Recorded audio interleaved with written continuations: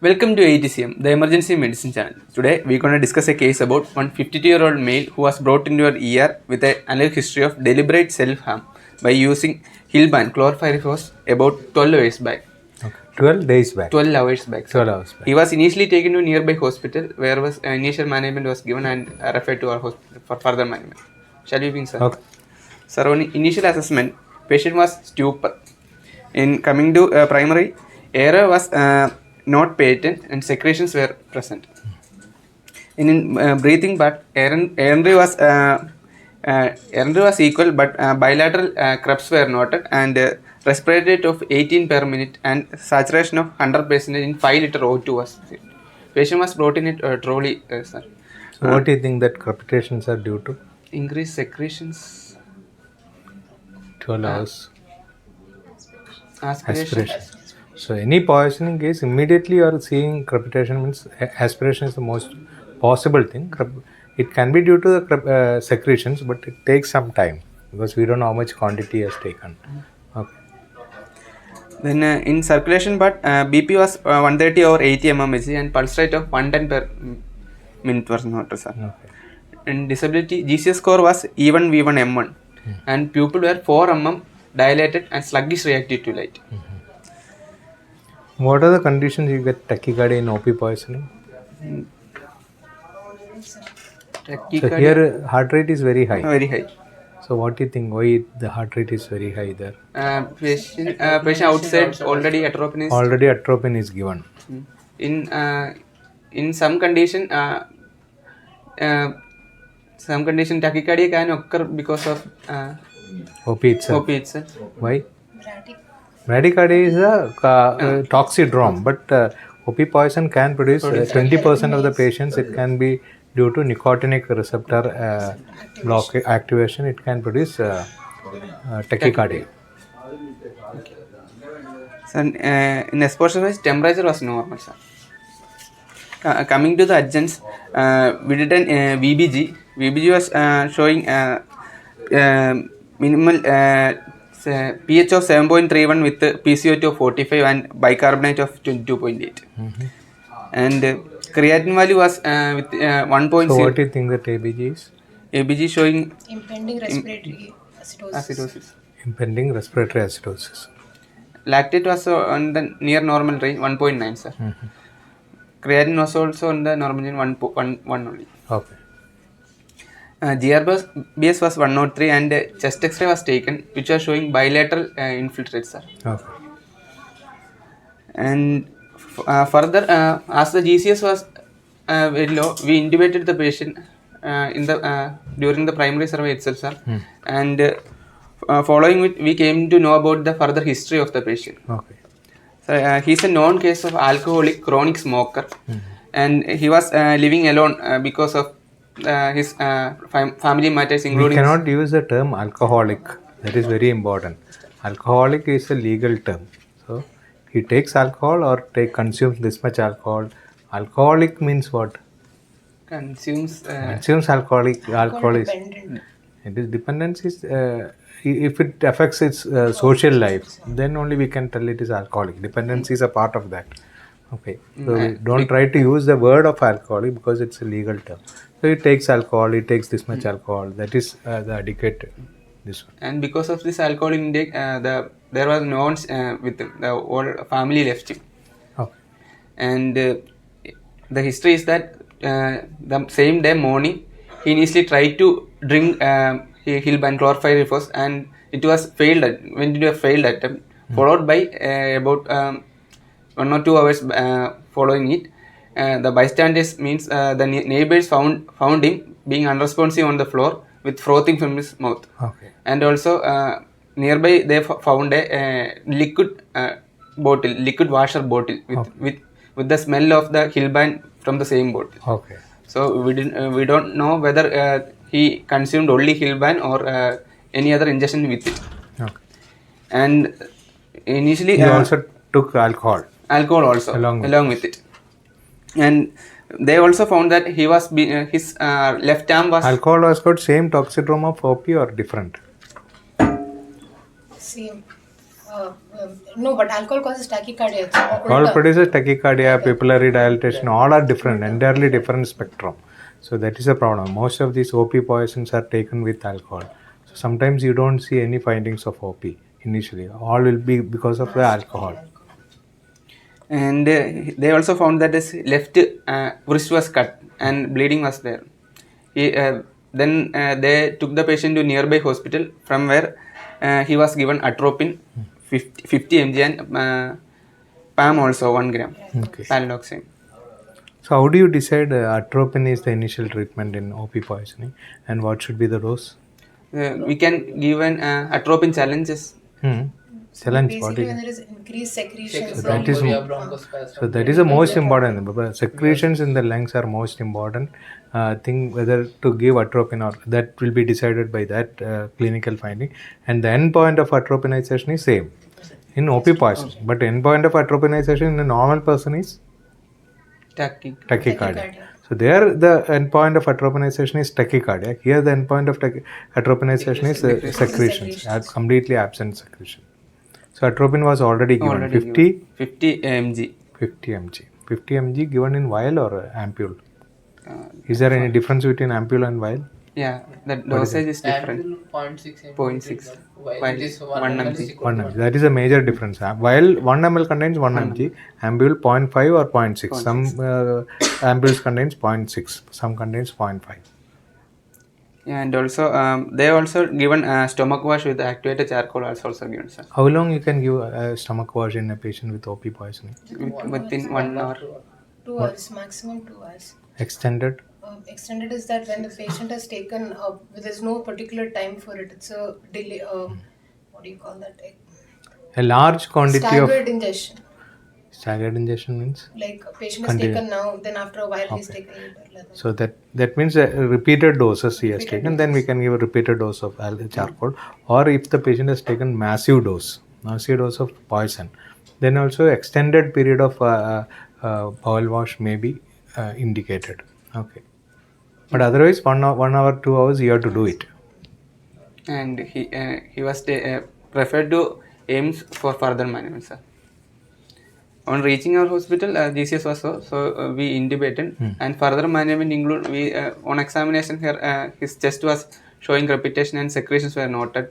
So we started with the atropine infusion at rate of 1 mg per hour. 1 mg per hour. And also we started with the pralidoxime at 500 mg initial dose and 8 mg per hour infusion start. Okay.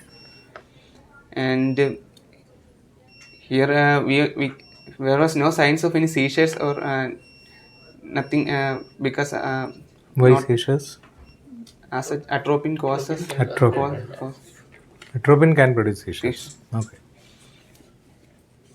And later on we did the lab investigation including RBC acetylcholinesterase where pseudocholinesterase was also sent. Results are awaited for the same. Okay. And how do you clinically diagnose OP poisoning? Clinically? Meiosis. Patient basically will have all muscarinic Silence. What will be the smell of this one? Pungent garlic smell. It is written in books. It is not garlic smell. It is petrol smell. Most of these have petroleum smell. Okay, garlic smell is written in books. Let it be there in book only. Okay. Then Salivation, lacrimation, urination. All secretions are going to increase. All secretions. Okay. Then bradycardia, bronchospasm. Bradycardia and bronchospasm. Okay. Then Eyes will be meiosis. small eyes, small pupil. Okay. Then that is muscarinic. Nicotinic tachycardia. Just opposite of that. Respiratory depression. Then muscles. Muscle paralysis. Fasciculations and paralysis. How do you check the fasciculations in these patients? Fasciculations can be noted in the upper limbs, Palms, main chest, chest, all these things. Okay. Then central nerve system, including respiratory depression. Patient can end up even with cardiac arrhythmias. Cardiac arrhythmias can be there, including QTC prolongation can be noted. So what will be the action of atropine here? atropine basically reverses the symptoms, sir. So patient will have dry up all the. It is a symptomatological treatment. Cholinergic. It is actually a symptomatic treatment only. So in that main thing will be, Atropine as a if you take heart rate, what happens to heart rate? It goes up. It increases heart rate. Is it a short acting drug or long acting drug? short acting. So how much time it will take for heart rate? Takes hardly 3 minutes, 4 minutes, 5 minutes. That's all. That's why we try to give infusion. Okay. Pupil, People Dilation. it will dilate. Okay. Then Dry up secretions. secretions. Third important thing is secretions. So it can dry up the secretion. Whereas PAM, Pyridoxine actually has aging thing, sir. So it has to be aging. It cannot be given past 48 hours. aging is what? Pyridoxine. aging. Aging is a cholinesterase enzyme will Cholinesterase. Aging is a process which is like there is a cholinesterase deficiency or blockage.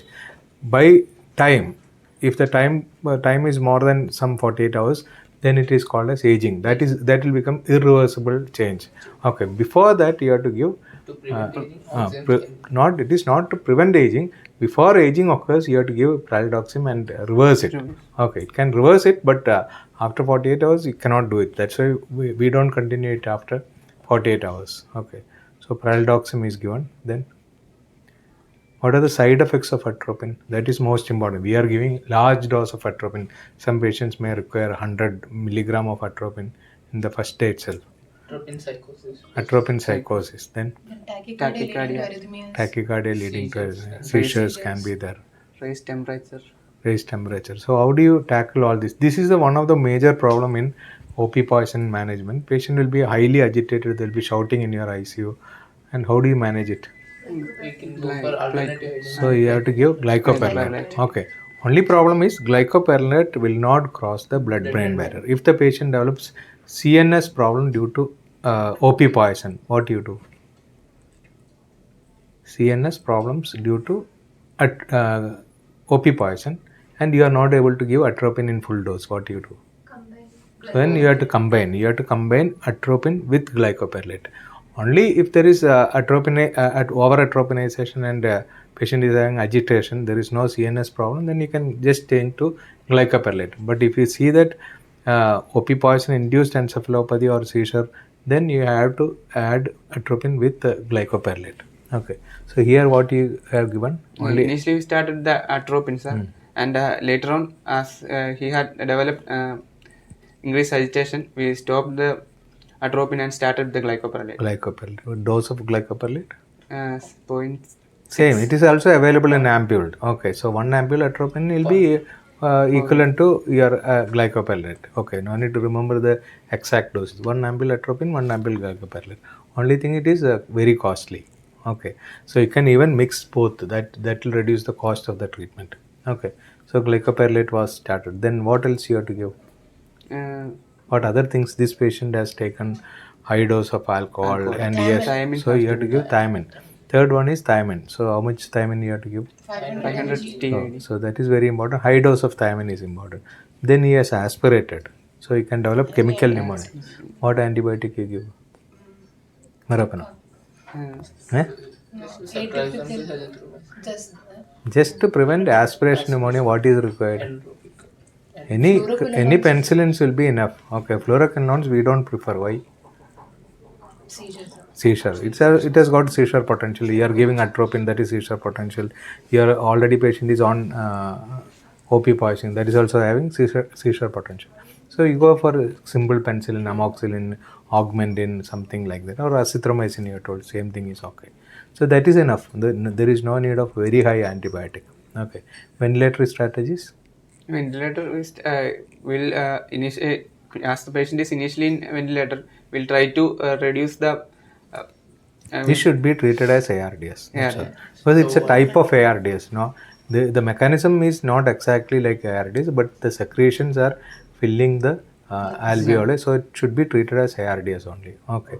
Now after atropine, the lungs have become dried up, and you can easily extubate this patient. What other complication this patient can develop during the course of the ICU? Secondary infections. Only secondary infection. Lung infection is classical then. If you do atropine, he can develop constipation. Constipation is not a big issue, but some other thing is big issue in especially in elderly individual. Atropine produces some important problem to urine. What is that? Retention of urine. Most of these patients will have BPH. So it is better to catheterize the patient if you are planning to give atropine. Okay, catheterize the patient, then give atropine. Otherwise, if there is a retention and afterwards if you try to put a catheter, it will be very difficult. It produces trauma. So always try to put a catheter and give atropine. Then what else? What are the complications of OP poison afterwards? Acute toxicity can occur, which include the symptoms as we discussed. Muscarinic and nicotinic and CNS effects. Okay. Then there will be intermediate syndrome in which there will be proximal muscle weakness, respiratory muscles and bulbar muscle weakness can occur. Okay. Which occurs due to the dysfunction of the receptors. Mm-hmm. And how do you treat that? We can early starting of atropine and raloxime. Atropine is the best treatment. Okay, then. Then later on, he can the patient can go and do delayed polyneuropathy, chronic neuropathy.